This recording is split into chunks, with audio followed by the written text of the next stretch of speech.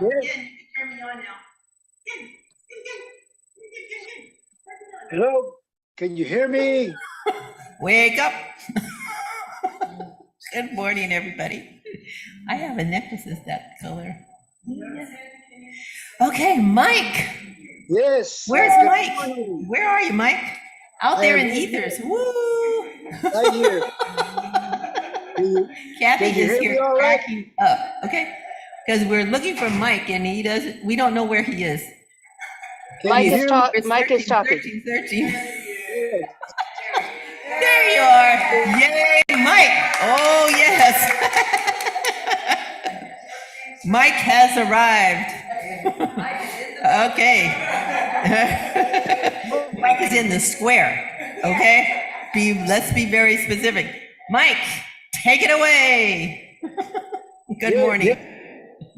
Good morning, everyone. Welcome. I want to thank you for joining us in this spirit of harmony. We are the Center for Spiritual Living, West Georgia. We study and practice the philosophy and science of the mind we know as God. And with our spiritual presence and participation in our service here this morning, we create a higher state of consciousness, rise of energy experienced this past week, and manifest love. We know love is synonymous to God. Without further ado, our excellent to outstanding master teacher, Reverend Dr. Sandra Jackson, will proceed with our service. Yay! Yay! We found Mike. So we are all in the house today. Thank you so much. Thanks, Mike. Glad we could find you out there in the ethers. And isn't it wonderful that we can actually do what we're doing? Can you imagine if the pandemic had happened maybe 15 years ago? We would not be like this. This is just amazing. So much has happened in the last 15, 20 years technologically, that we just have to be grateful for it. So we're grateful that Mike is able to join us wherever he happens to be.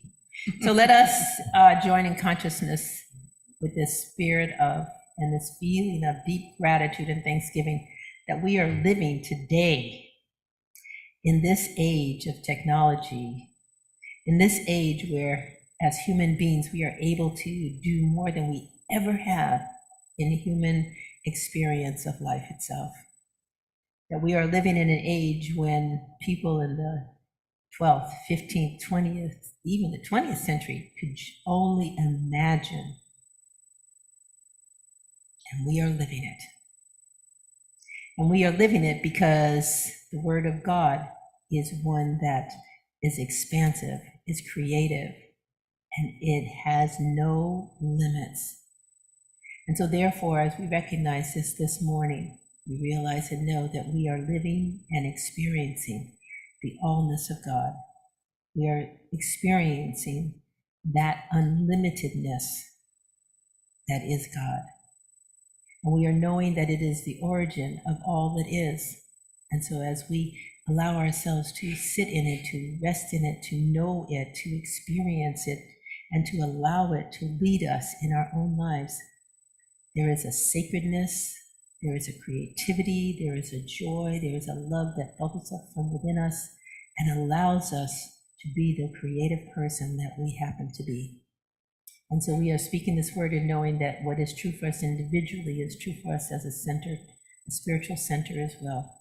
And we come together collectively to realize, to know, to believe, to accept, and to understand the fullness of who and what we are.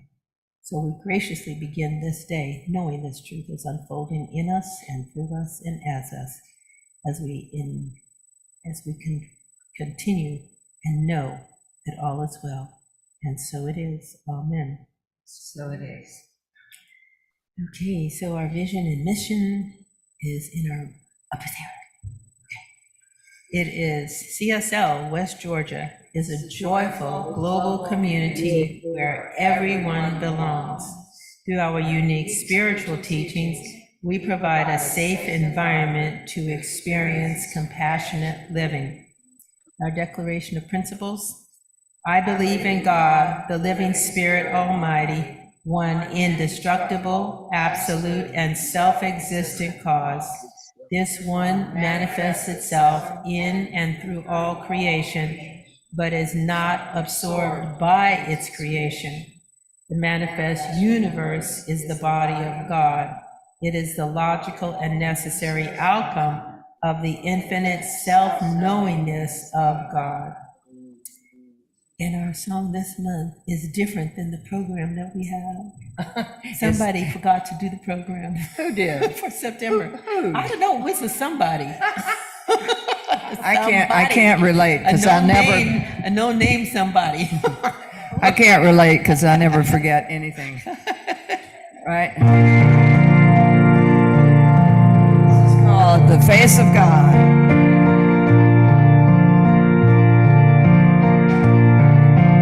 Everybody sing loud now. I want to hear you.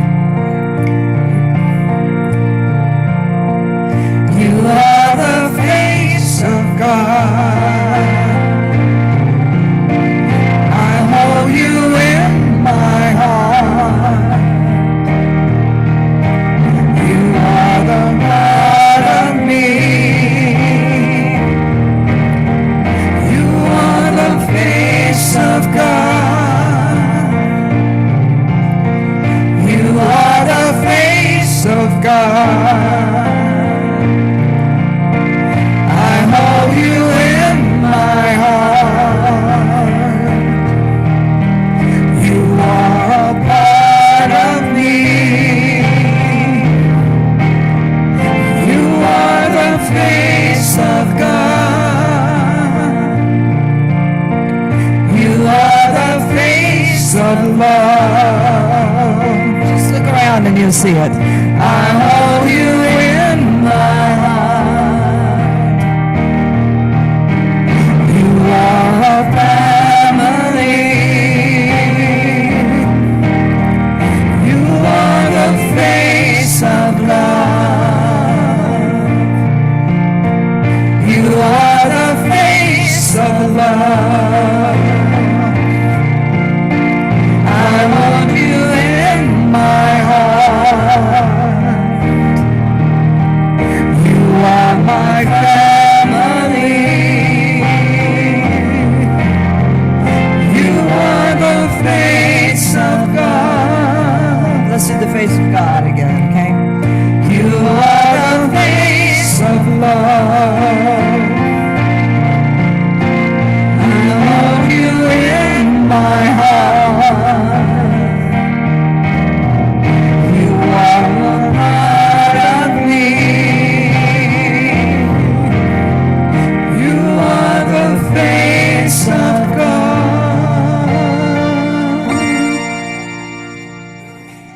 Thank you. That's a good one, isn't it? Yeah. And easy. And Sandy's back from her birthday trip. She's going to do our reading for today. Who had a birthday trip? Me. Oh. Yes, my daughter blessed me with we had a fabulous trip up to the mountains to Helen and Dahlonega. Fabulous time. Ate my way through. Remember that diet I was on? I'm back on it. We had a wonderful time, and thank you all. I appreciate the messages, and Reverend Sandra mentioning me getting a little older. We have a great reading this morning. It's from Don't Worry, Make Money by Richard Carlson, PhD. And it's called Whistle While You Work. I'm now retired, and but now I have different work than what I did as a designer. But I can still whistle, right? Kinda. You've done a lot of work. So I can You've whistle done a while lot I of work. work right This is my here. work. I you know, right here. Right here and right now. That's my life is my work. And my life is my church. So it's called Whistle While You Work. It's amazing what happens when you act as if you love what you do. And I did. The positive energy helps not only you, but everyone around you. It's contagious. A positive attitude brings forth creativity and aliveness in your work. It creates a rhythm of harmony and joy. It keeps you curious, interested, and focused on your work. One of my favorite Peanuts cartoon strips was one where Charlie Brown was hanging his head low. He was depressed.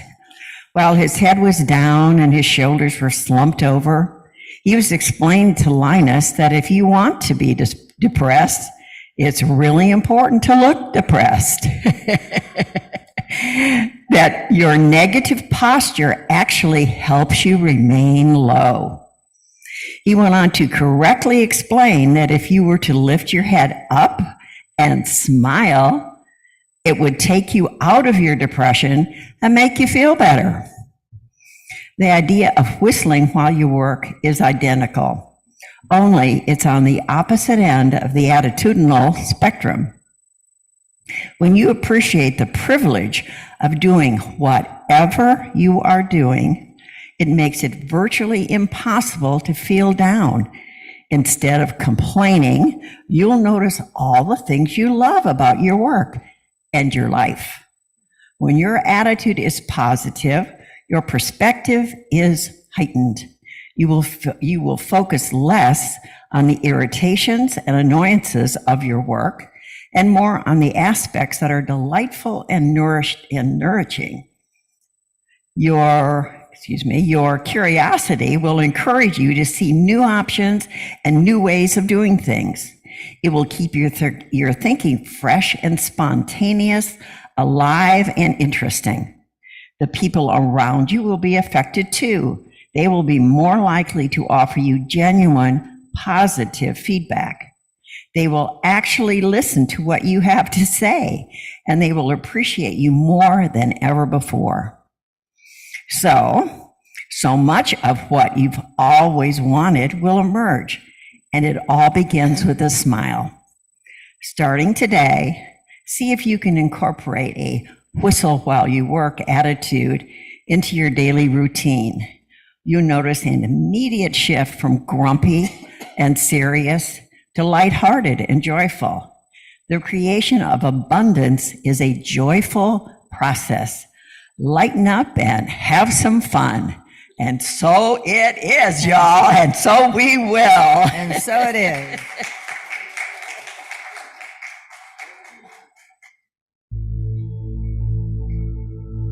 Well, Lily's not here, but this is Lily's favorite song of mine.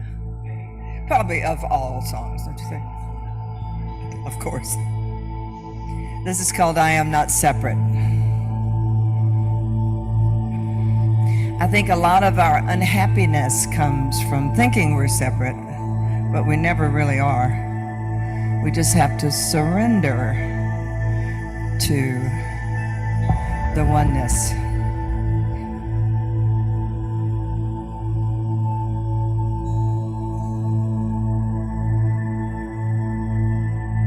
This is like a meditation, so if you want to close your eyes and travel with me, I invite you to.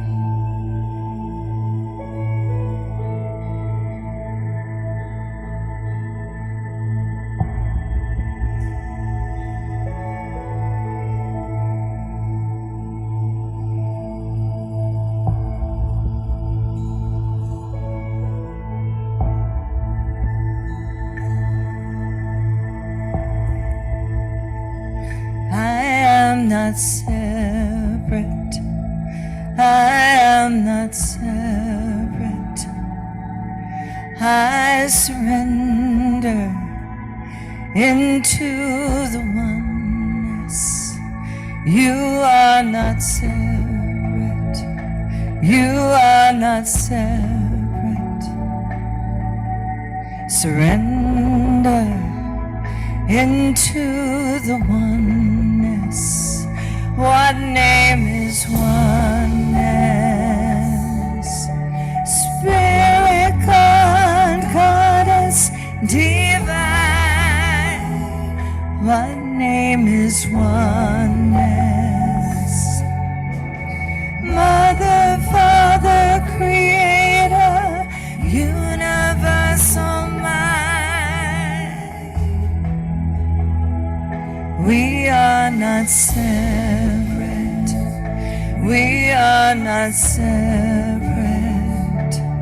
We surrender into the oneness.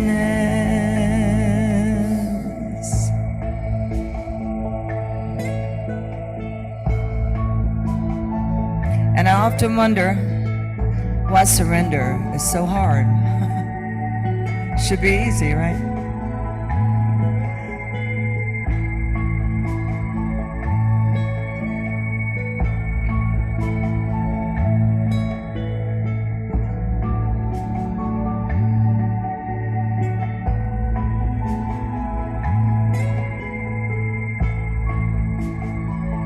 One name is oneness. Spirit, God, Goddess, divine. One name is oneness. Mother, Father, Creator, universal mind. We are not separate. We are not separate. We surrender into the oneness. We are not separate. We are not separate. We surrender into the oneness. We surrender into the oneness. We surrender into the oneness.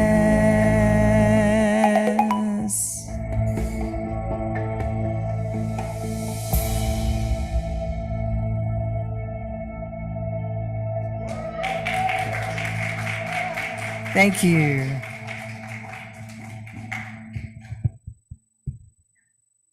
I think it was a spam call coming in there at the end.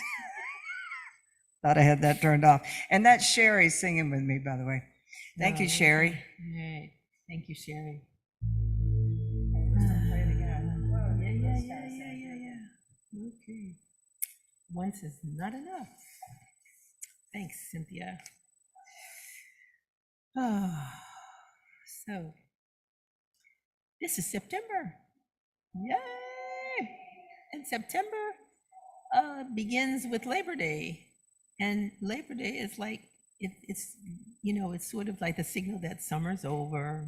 You can stop relaxing now. Time to go back to work, right? I remember when school started in September as opposed to August, Now it starts in August and some places in July. It's like, and it's not even year-round school either, so I don't know. So I have some questions for you. And what I'd like you to do is, I want us to look around and see that how many of us have these beliefs, okay? You two out there, raise your hand, okay?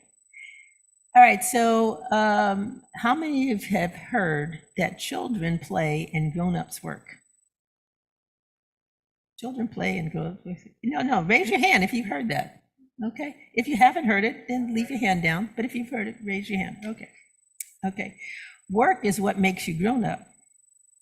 Anybody heard that?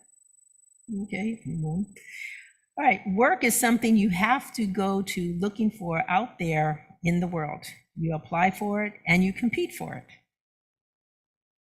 If you haven't, you may not have heard those exact words, but that's the idea. If you did, raise your hand. Come on, get it up. Look at that, all these hands. All right, I have 6 questions, so, okay. Okay. Now, maybe for the last 20 years or so, this may not apply, but if you grew up with these ideas, okay, that work is something fathers do They go away in the morning, they do it all day. It is very serious because it's what the family lives by. And it is somewhat mysterious because it happens away in an office or a plant or perhaps a shop. Okay. Most mothers, however, work at home, but that doesn't count as real work. So if you kind of grew up with that, okay, all right, okay.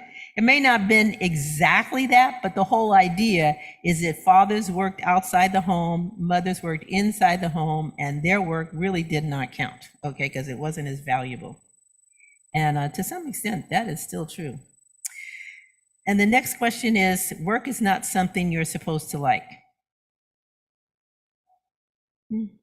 Okay, no, okay. There may be some here and there. Okay. People who don't work are either very poor or very rich. Poor people who don't work are lazy and contemptible. I mean, not exactly that words, but yeah, the poor people are lazy. How many have you heard? Raise your hand if you heard poor people are lazy. Okay, all right. Let's just acknowledge it. I mean, it's not, these are not things that we created. They're things we've heard, right? Okay, we may, even our families may not have subscribed to it. My mother worked outside the family and she was very very oriented. She was a single mother. And because she was a single mother, she was what? Father and mother. So we celebrated her on Father's Day as well as Mother's Day. Okay, so do you see what I'm saying? But at the same time, in the society as a whole, fathers went to work, mothers stayed home, and mother's work wasn't as valuable. And if you lose your job, even if you're laid off, it is one of the most shameful and terrible things that can happen, because you have to now ask for handouts or people will think you're a freeloader. Kind of, okay? Look, I have had entirely too many people come to me who got laid off and were ashamed of it. It was like they did something wrong. However, when people get laid off, you have not done something wrong, but the business may have done something wrong because they may not have done a good job of taking care of business so that they could keep their employees. You understand? Or the other thing is, I was living in California during the 40s, 50s, no, not that long. no, in the, when was it? I think it was in the 70s.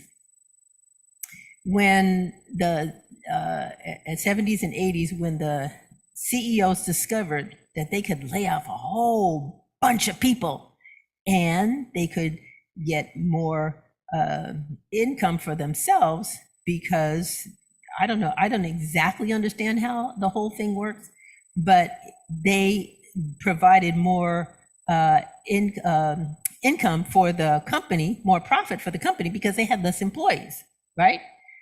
And what they did was they made the people who were working work longer hours.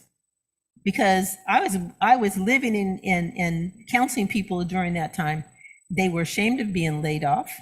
Okay, one woman, they closed out her whole department, just to shut the whole thing down, gave them no notice on Friday. They gave them little pink slips, said, don't come into work on Monday. And she came to church on Sunday crying, what did I do wrong? Nothing. But what happens when we are in a society that believes if you're working, you're doing something right, and if you're not working, you're doing something wrong. And then what happened is the CEOs got really high increases. During, I think, the 80s, their CEO salaries went up 400%. Think about that. Whereas we're just now starting to get people, right, back into places where they're making livable salaries, because we have things like this. These have this level of beliefs that are going on, throughout our society. And so this month we're talking about the wonder of work and good work. So what is good work? All right, so now you've answered those questions. Now, I want you to think about it this way.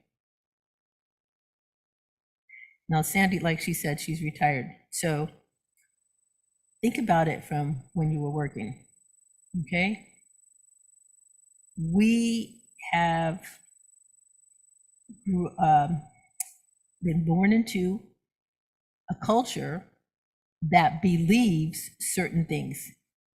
And I know when I started in Science of Mind years ago, it was, if you will change your thinking, then you will change your life, and your life will be different, and you will have the life that you want to live. As though there was no other influences that you had to deal with. So you change your beliefs, and we have, I mean, when you've taken classes, it's always something about your beliefs, right? There's always, what is your beliefs? And yet at the same time, we as Americans have a system of beliefs around work that is different than what the Europeans have as their system around work. They work far less hours than we do. Americans work way more than other people around the world. Okay, they've got, I don't remember the statistics, but they've got statistics about that. Why? Why? It's not just greed. It's the beliefs that have come from years and years and years. Guess how many years? Since the 17th century. For the last 400 years, okay? It comes from the Calvinist Protestant philosophy that said that work, that you needed to work. Because if you did not work, you were lazy. And if you were lazy, you would not get to what? Heaven. Do you see? And so the other thing, laziness, I remember hearing this when I was growing up. Idle hands is the devil's workshop. Okay, look at Connie going, yeah. Oh yeah, my grandmother kept us real busy too, because idle hands is the devil's workshop. It meant that children would be getting into trouble. For those of you who are too young to hear that, it simply meant that, you got to keep children busy and active and, whatever. And it's still going on. We may not use those words exactly, but stop and think of all the parents who have all these minivans loaded up with kids, running them from one sports activity to the next. Stop and think about that. Your kids going to school, they're going to school all day. And then after work, what do? They have after school programs. And then after school programs, they have sports programs. And then they're busy all weekend, right? I mean, kids are being kept busy. Why? Idle hands in the devil's workshop. We may not say it anymore, but we are definitely living it out. Okay. The second thing they believe is if you want to, go into heaven, keep that in mind. That was in the 17th century. That's what your goal was. That you needed to be able to discipline yourself. That you need to be able to, be able to reason your own way through things. So now, what does that mean? It translates into, don't think too good of yourself. Okay, you have to take care of your own business. Don't be relying on other people. But if you need other people, guess what? You're not doing a good job of taking care of your own self. And yet at the same time, don't let your head get too big. Okay, I mean, nobody heard this? Do you not hear this? Okay, I was like, don't be bragging on yourself. Don't think, all those kinds of, you may not have heard exactly those words, but that was the idea, that you were not any better than anybody else, okay? That comes from the Calvinist thinking too. Okay, and the other one, and this was really, really the biggie. If you lack worldly success, having a lack of worldly success, meaning that you are poor. If you are poor, you are not going to heaven because you're lazy. Poor people are lazy people. Okay? These ideas, these concepts have come up through, and the questions that I asked you, those are the modern day examples of those previous ideas. So we have a society that has a system of beliefs, And that's why science of mind is so difficult sometimes, because we are swimming upstream against these ideas. Now, do you believe people who are not working are lazy? No. Sandy's not working. She's retired. She's not lazy. She's around here all the time. I see her all the time. That's not laziness. Okay, people who are out of a job, who are looking for work, they're not being lazy, are they? No. So the thing is that what we've got is beliefs that say certain people are lazy if they're not working. And yet at the same time, given the reading that she had, think about this. There was, it matters what attitude you do your work with. So for instance, there were these 3 brick masons were asked what they were doing. The first brick mason was asked, and he said, I am laying bricks. And it was, I'm laying bricks. That's what I'm doing. And the second one was asked, and he said, well, I'm building a wall. I said, okay. Then the third one said, I am building a cathedral.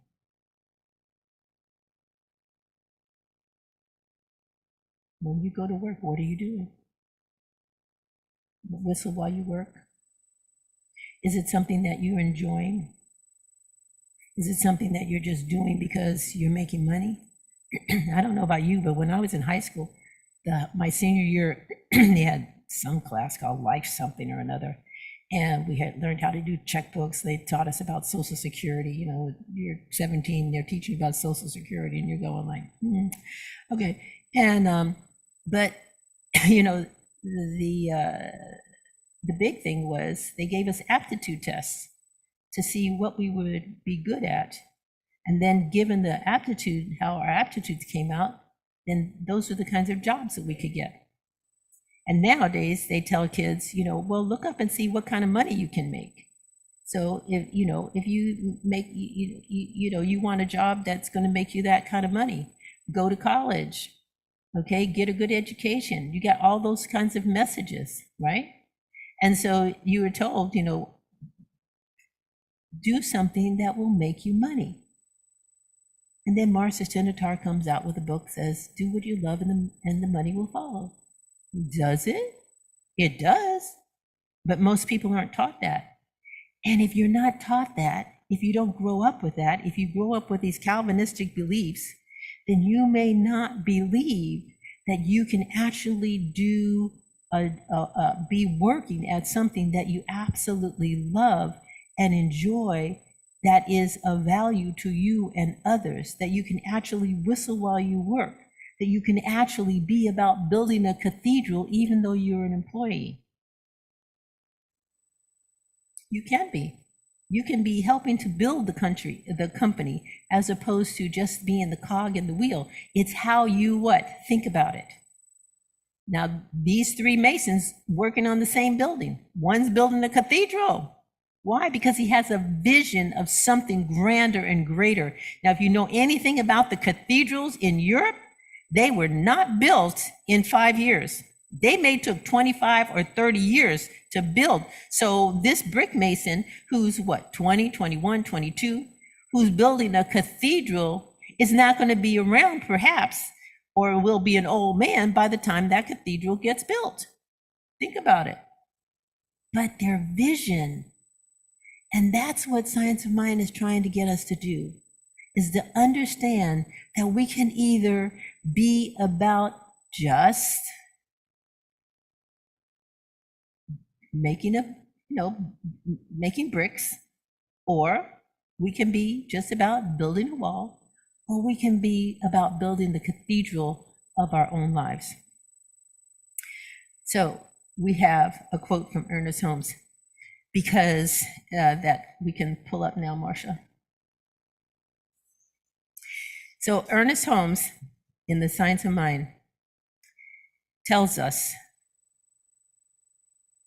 the starting point of all creation is the word of spirit. Let's just stop with it. Leave that up, but let's just start with that. The starting point of all, now all means everything, right? There's no exceptions.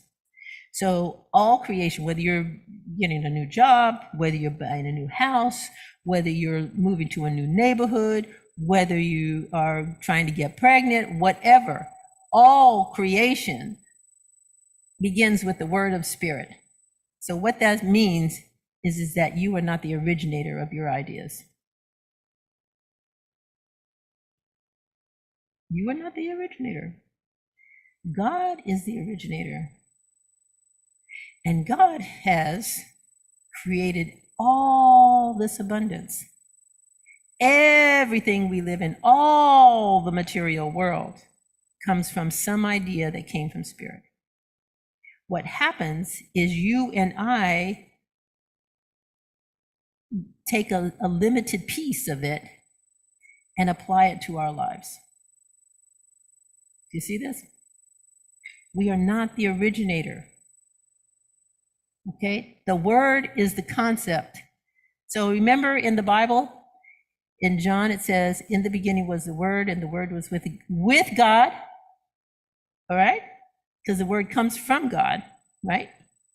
So the word is the concept. So when you get a concept, or you get an idea, you have an image, or you have a thought, it has come from God. So your every image, your every thought, your every idea comes from God. It does not originate with you. You individualize it. So think of it this way. There's this big, bunch of ideas hanging out there, and you look around and go like, that one is mine. And you pluck it out, and this is what yours is. Okay? Then the next one is, it is the self-knowing mind, speaking itself into manifestation. God's mind knows itself. That's what self-knowing is. It knows who it is. It's like, I know I'm God. I know I'm spirit. And guess what? If God has the capacity to be self-knowing, what do you have? The capacity to be self-knowing. You not only have the capacity, I will say you have the obligation to know yourself. You have the obligation to know who you are. Because if you don't know who you are, then you cannot go and get the word of spirit. You cannot grasp that idea. Okay? You're just going to go out there and there's a flood of ideas. How many of us, stop and think about it. Entrepreneurs are a really good example of this because they get ideas all the time. All the time. I know I have a daughter. I live with an entrepreneur. Okay. Well, I don't live with her, but she's my daughter. So she's an entrepreneur. I can't tell you, she can have so many ideas in one conversation. You get bored, going like, I can't deal with this anymore. So where is she getting these? She's getting from the mind of God. Now, how does she know which ideas to deal with? Because she has to know her own individualization of the self-knowing mind. And as she has to do, the same thing is true for you and I. Are you getting this? Are you getting this too? You understand? Okay, we have to know ourselves. And the thing is that too many of us don't know ourselves. We look to other people to tell us who we are. I'll give you an example. I really like that dress you're wearing. Brian, I love that haircut. When people do that, we go like, oh, that feels so good. And then that becomes part of who we know ourselves to be. It's not who we are. It's who somebody else saw us as. When we get dressed and we look in the mirror and go like, yes, I look really good today. That is the self-knowing mind expressing itself as you. When you are agreeable to who you are and what you're about. So look at how I'm dressed today. It's a little different, right? I don't usually dress like this for church. Did anybody notice? Okay, nobody said anything though, right? Nobody said anything, okay? Why? Because when I was in ministerial school, I was in the second year of we had a school that just started in San Jose, and there was a class ahead of us, and I was friends with somebody in the class ahead of us. And what she said to me Because, you know, men can they put on a suit and they're good to go, right? But we as women, you know, we had to think about how we dressed. We couldn't just dress the same way.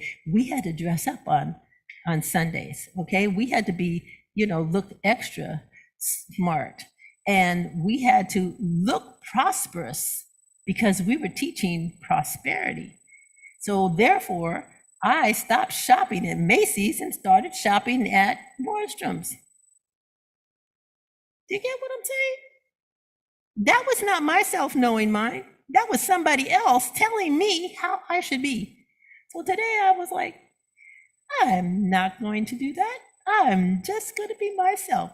If you saw me on Monday or Tuesday or Wednesday or any other day but Sunday, I might look just like this. Or maybe with those cargo pants. Okay, you know, the ones with all the pockets? Love those pants. You know why? Because I'm going to put my phone in them and be gone. Okay? So the thing is that we have to know ourselves. But most of us are using a reflection that we're getting from other people and the world, and we're using that as our self-knowing mind. It is not our self-knowing mind. Think about that. The word back of everything is its initial cause. So what that simply means is that you have to know your desire. What is it that you want to create? Now, I know some people are looking for jobs right now. They've made it very obvious that they haven't said anything. They haven't said it's a secret. So since it's not a secret, we know people are looking for jobs right now. Some in our congregation, some other places. People have a tendency, because the society has says, go out and look, see what's available. But the self-knowing mind says, what is your desire? What is it? The starting point of creation is the word of spirit.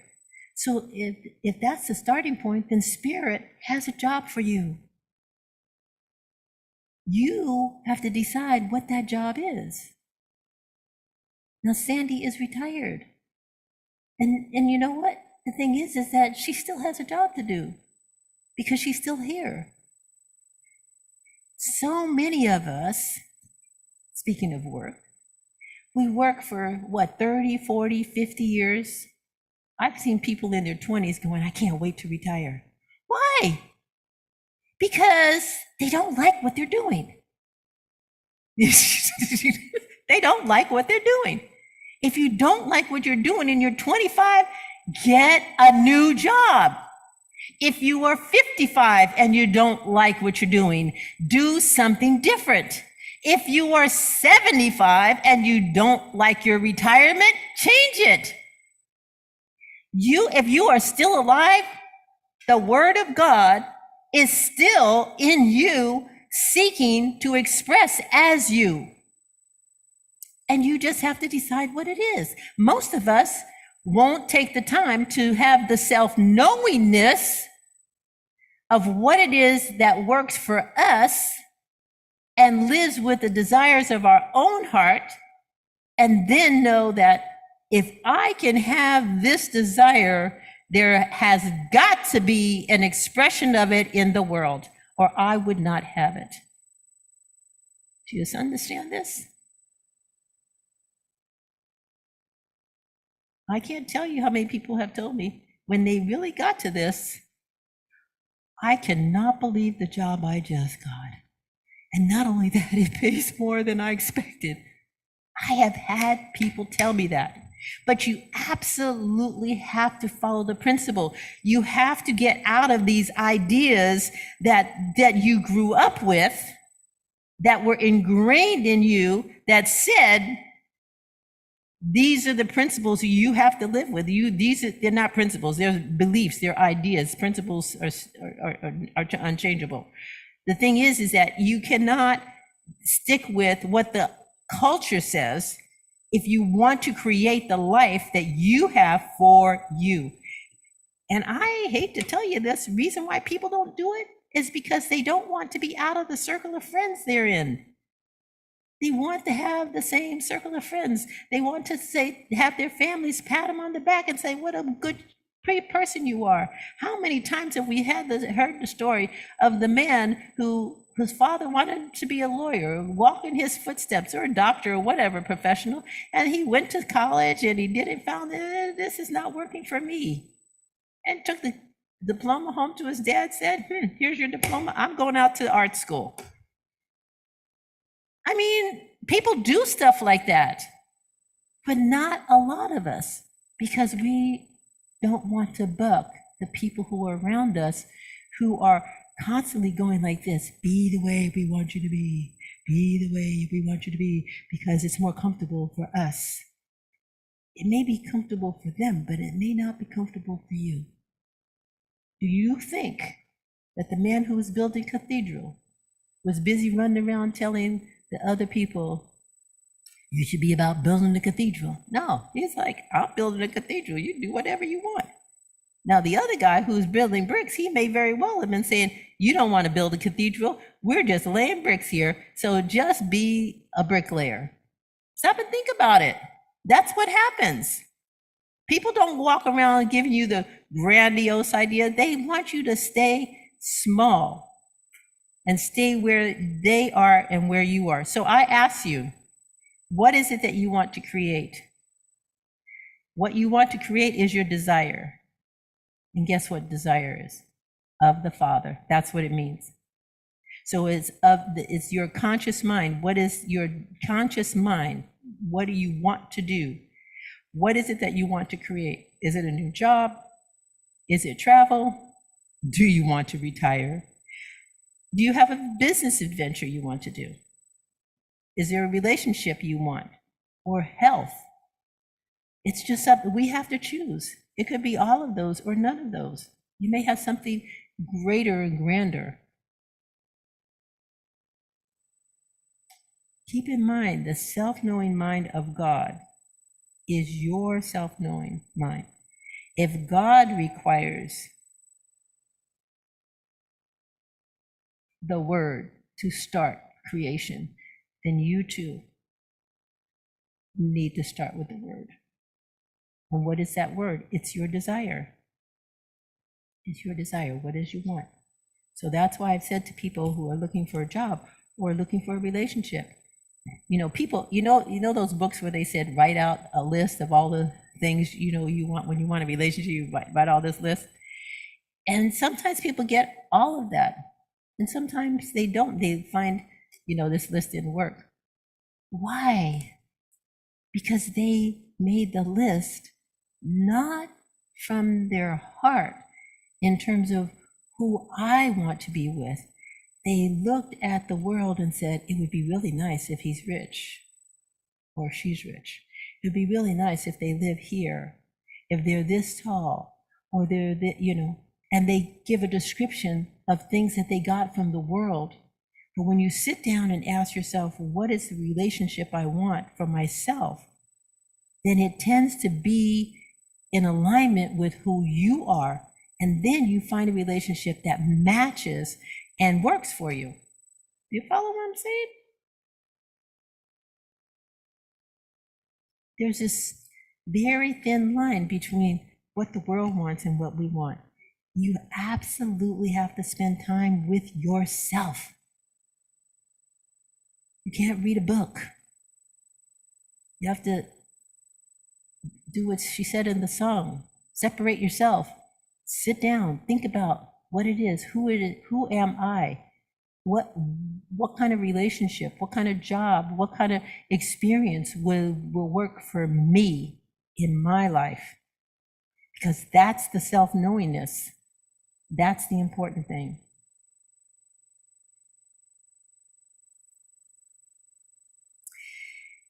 Let's turn within.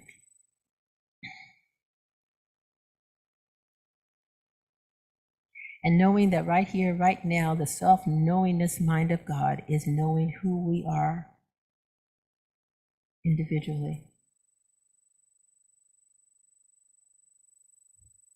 Can we just simply in our own mind, just remind ourselves, I am that I am.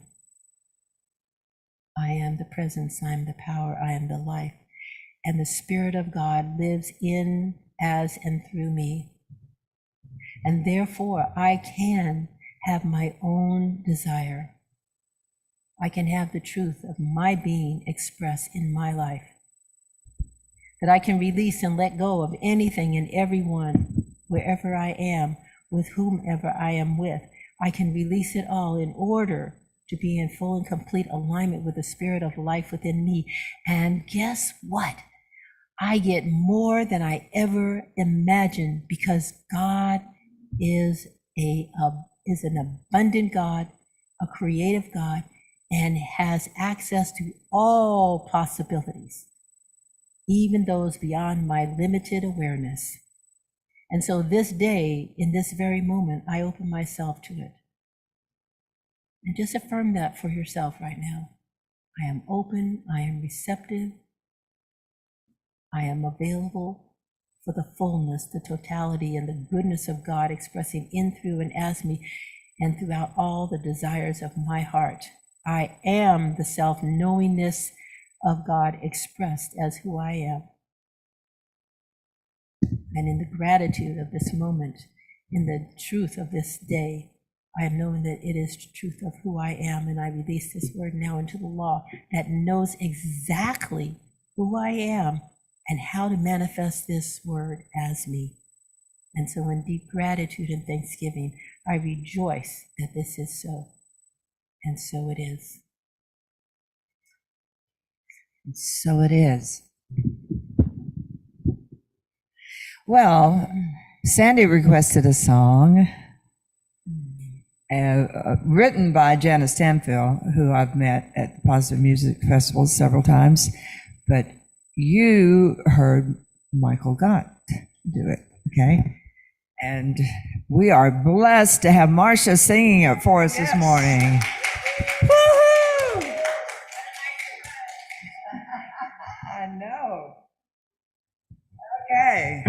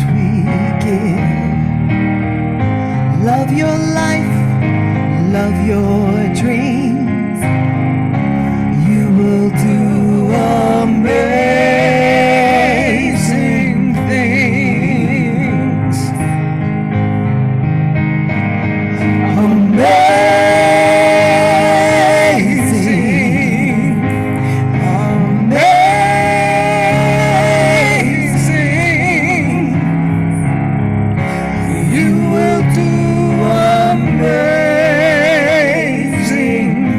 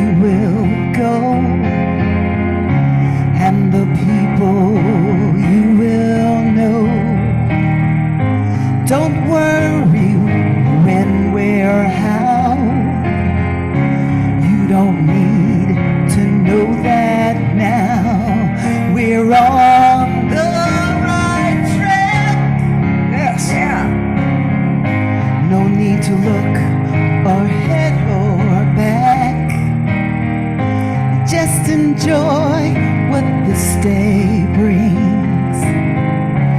You will do amazing things.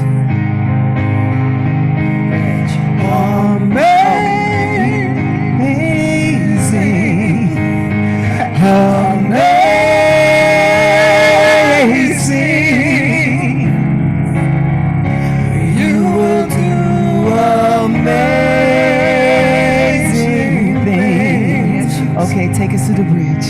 Bridge is coming up. We don't worry and we don't work it out. Just stay in the here and now. I'm gonna talk it through.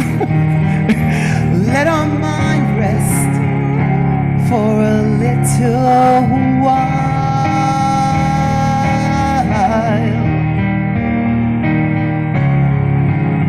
Sometimes the deepest answers come when we're out there having fun. Yes.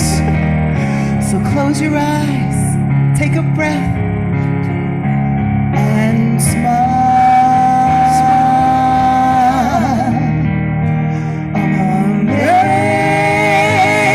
Amazing, amazing. You will do amazing things. Yes, you Okay, will. make it personal. Sing it to yourself. Amazing, amazing. I will do amazing things. One more time. Yes, I will. will do. I will do. Amazing,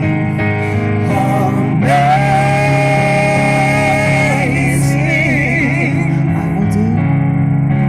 I will do amazing things. Oh, sing it now. We will do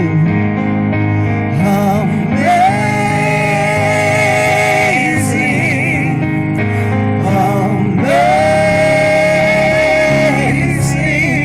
amazing. We will do amazing things. We will do amazing, amazing.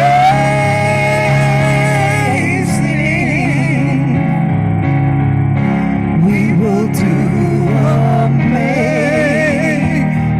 You want to hear it one more time? Okay, do it again.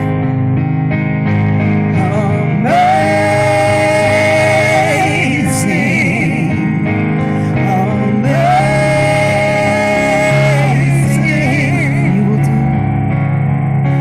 We will do amazing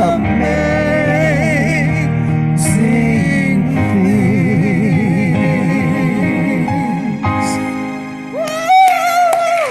That was great. You're getting a standing ovation. Standing ovation, everybody. Woo! I could hear that every Sunday. Okay, well, we're going to do it again, Marcia. Soon. Okay. Not right now, but in a few Sundays. What? All week long, that song has been running through my mind. It has been, I pull up to a stop sign or something, and I'm like, amazing, amazing. Well, you know what they say about great minds. Yes, that's. I know oh my God, Janice Stanfield yes, wrote that, yes, and yes. she's It's just an written amazing some song. amazing Yeah, songs, and this yeah. is Yeah. my favorite. Yep. And I like it better than Michael Gott. Yes, I did. Yes, I did. Yes, I did. I love it. Yes. Oh, boy. Okay, so welcome. Thank you all for being here today. We really appreciate your presence. And now it's a time for you to experience conscious giving. And in your program, on your, up there somewhere, is our affirmation, our giving affirmation. It's freely I give with a feeling of abundance, knowing that my gift blesses others and myself as well. And you might wonder why we call it a conscious giving affirmation. It's because we want to give consciously. We want to think in terms of, I'm not just, how we come to church and go like, I'll just put some money in the basket. No, we want you to think about what it is that you're giving and why you're giving and what you're giving to. So give consciously. That's a much more powerful place of giving. I am so blessed. I am so blessed. I am so grateful for all that I am. I am so blessed. I am so blessed. I'm so grateful. I am so blessed. Thank you, thank you, thank you. And our Thanksgiving affirmation, I am grateful for the divine givingness circulating abundantly through my life, our community, and our world. Thank you, thank you, thank you. And so if you have not seen our newsletter, new September newsletter, I spent my time working on the newsletter as opposed to the bulletin. There, Marcia's going to pull it up for us. And so we have a couple of things coming up. And the first one is our community yard sale. Do you realize that is next Saturday? That is this Saturday. Next Sunday, we will have had it. Okay, it will have been over. I was like, last week was like, it was August. And all of a sudden it was like, oh my God, the sale is the second week of September. All right. So anyway, so this is how it works. You go through your house, your garage, wherever you are. Those things that you've been going like, oh, I've got to give this to Goodwill. Maybe you have a stash of stuff. I do this. I kind of like when I'm walk through the house, I realize I don't want it anymore. I put it in a pile so I don't have to take things over one at a time. I can go through that group and see, is there anything in there that is still in good condition that would love a new home? Okay. And if it would, bring them to the center here on September 9th. Okay. Between the hours of 11 a.m. and 4 p.m. Unfortunately, we don't have storage space to accept them any sooner. Okay, so bring them here on that day. And if you just can't make it that day, bring them really, really early on Saturday. So what time on Saturday? Everybody's going to 8. Bring it by 8 o'clock on Saturday because it starts at 9, right? And we're going to have hot dogs. That's early. Yay! Yes, yes, yes. Okay, so and so you want to at the I forgot to do that. Make a flyer. Flyer for the day. Anyway, let people that spread the word, and we're going to have signs out in front that say here's a yard sale, that kind of thing. So on Saturday, come back for refreshments and see if there's something for you that you can take home. And we're going to have some surprises. And I found out about the wine. The what? Yes, that's not a surprise. You're still bringing wine? Okay, so Dorothea has a bunch of wine she's going to donate, but we cannot sell it because we have to have a liquor license in the state of Georgia. So nope. So we can make a big old sign that says free wine. And then we can have next to it, we can have a thing that says donations. Okay? So we're not selling it, we're giving it away. We're giving the wine away and people can donate. You can put love offering. There we go. A conscious giving donation. Okay? All right. The point is, in front of the wine is a big old sign that says free. And if someone walks away and does not give a donation, we cannot that's what it is, okay? But what we're going to know is that for every bottle that walks away free, somebody has donated way more than the wine is actually worth, because they are donating to a church. Okay? Absolutely. All right.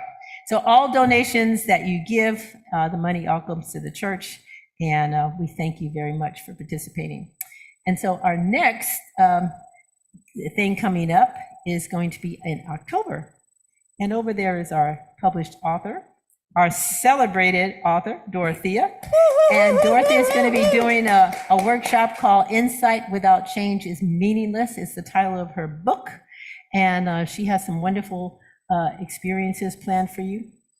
And so you want to be sure and mark your calendar to stay after church on that day. It's going to be the same day as church. Bring your friends, relatives, anybody that you want to. And that would be a really good day to bring them. They can come to church, and then we'll have refreshments, and then we'll have the book, the workshop afterwards. And then starting in October, I haven't put the dates up yet, but we're going to be doing, Deepak Chopra wrote a book a number of years ago called 7 Spiritual Laws of Success. And it is a wonderful, wonderful book, and United Church has, or CSL, I'm sorry, has created a workshop around it. And so I'm going to start teaching that. It's a wonderful book, and it is small, and it's very powerful. So it's a good way to end the year. It'll be in person and online. We're going to do it online, because we're going to do it on Tuesday nights. Yeah, we're going to do Tuesday nights, unless you people are complaining about Tuesday nights. But I think Tuesday night would work best for me. Okay, that sounds good. All right, okay. That is our announcements for today. I have an announcement. Okay. Our beloved Sherry Henley is having a knee replacement Tuesday. Oh, you know what? You gave me her number and I did not call her.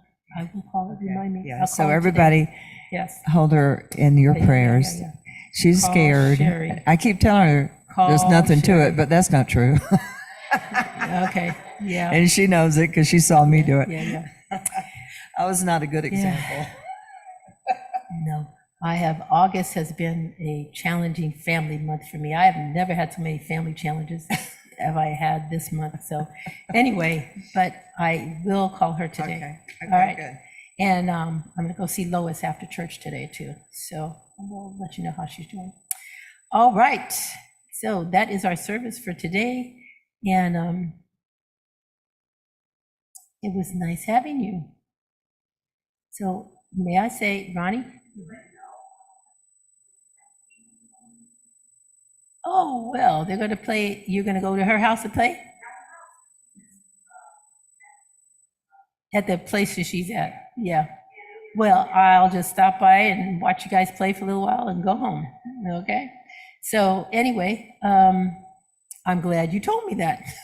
I got the address. Yeah, I got the address, so I know where to go. All right.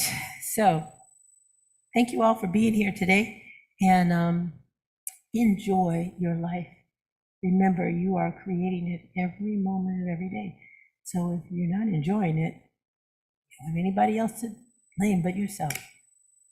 Take it away, Maestro. Oh, wait. One more thing for closing affirmation. We go forth today knowing that we are God's blessing in the world.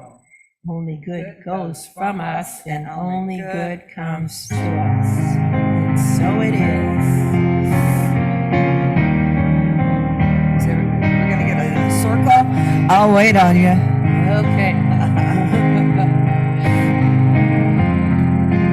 Good to see you. Hey, Kent, turn me off. Kent, turn me off. Let there be peace on earth, and let it begin with me. Let there be peace on earth, the peace that was meant to be with God as Creator, united